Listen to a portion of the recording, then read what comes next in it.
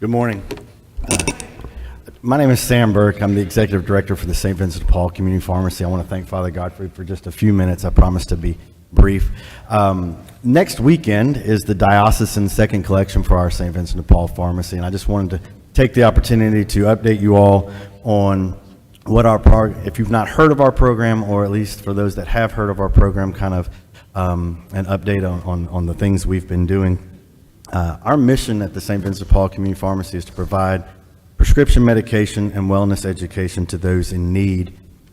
This past year, in 2023, and then we'll do similar numbers this year, we filled over 29,000 prescriptions for those in the Diocese of Biloxi, between our location here in Biloxi. We also have a second location in Hattiesburg, and we'll actually be spreading into the Diocese of Jackson in 2025, which makes us the largest charity pharmacy program in the state by far. And so the second collection is a tremendous opportunity for those throughout the diocese to support our mission, and it is the largest contribution we get from the diocese. And so to give you an idea of and we have a number of volunteers. Actually, I'm looking down at John and I see Dennis and I saw Jerry Ann back there, and we've got a number of volunteers in the building that can always talk to you about what they do at our pharmacy any given day. We're located right here at the corner of Division and Main. We are actually under the roof of Coastal Family Health Center. We have our own entrance there. We have volunteer opportunities almost every day of the week in some capacity. So if you're looking for something to do to help serve those individuals in need in our community, we would certainly love to have you. We are in specific need of licensed pharmacists. Everyone in our program, I am a paid employee, and we have Maggie Landry, who is also a parishioner here at Nativity, works with me here. But then everybody else and everything else we do is through volunteers. We logged almost 15,000 hours in volunteer work last year to serve those in our community, and we would love to have you. If you're interested, you can call our offices. But we are definitely looking for pharmacists.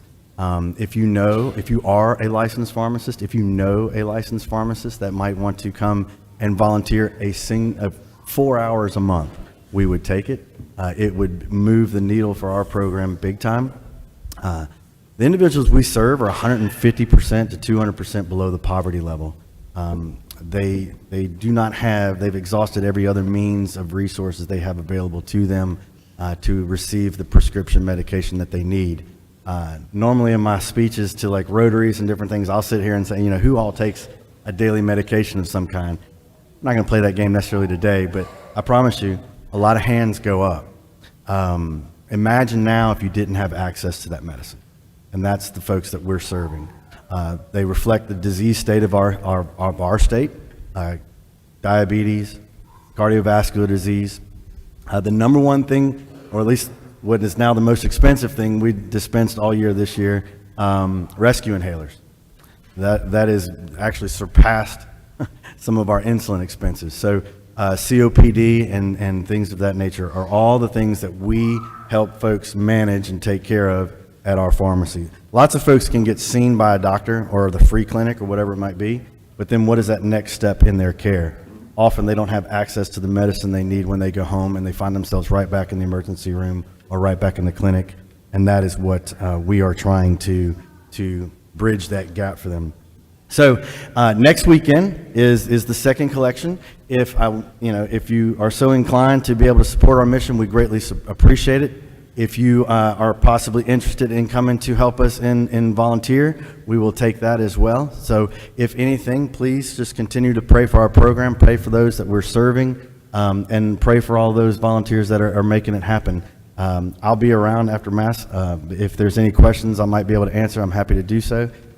Thank you so much. Thank you, Father Godfrey, for the time, and God bless.